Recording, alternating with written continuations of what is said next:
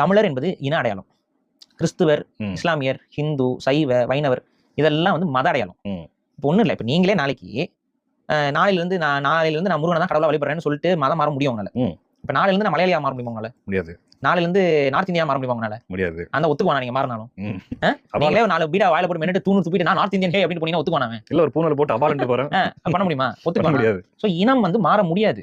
ஒன்னாலையும் மாற முடியாது, என்னாலையும் மாற முடியாது. ஸோ இனம் மாற முடியாது. பட் மதம் யார் வேணாலும் மாறலாம். மாறினவங்க தான் இன்னைக்கு இருக்காங்க. ஸோ நாங்க பேசுறது தமிழ் இனம், நீ பேசுறது மதம். ரெண்டையும் போட்டு ஏன்டா குழப்பிக்கிற? அது மட்டும் என்ன சொன்னாலும் இந்த மரமண்டையில ஏற மாட்டேங்குது. லூசு பையலாட்டம் வந்து தமிழ் எல்லாமே ஹிந்து தானே ஹிந்து தானே உலகிட்டு இருக்கீங்க.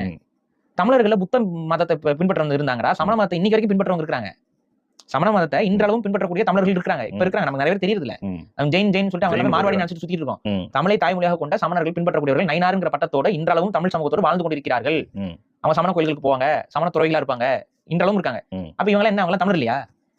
மதம்ங்கிறது வேற, இனம்ங்கிறது வேற. இதுல தயவு செஞ்சு தெளிவு பெறுங்க. ரெண்டையும் போட்டு ஒண்ணா போட்டு குழப்பங்க. ரெண்டு வேற விஷயங்கள்.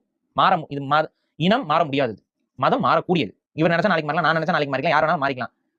நீங்களாம் கூட நாளைக்கு மாறிக்கலாம். ஏன்னா மதம் அது. மதம் கான்ஸ்டன்ட் கிடையாது. அடையாளங்கிறது இனத்துல இருந்து தான் வருங்கிறத நம்ம சொல்றோம்.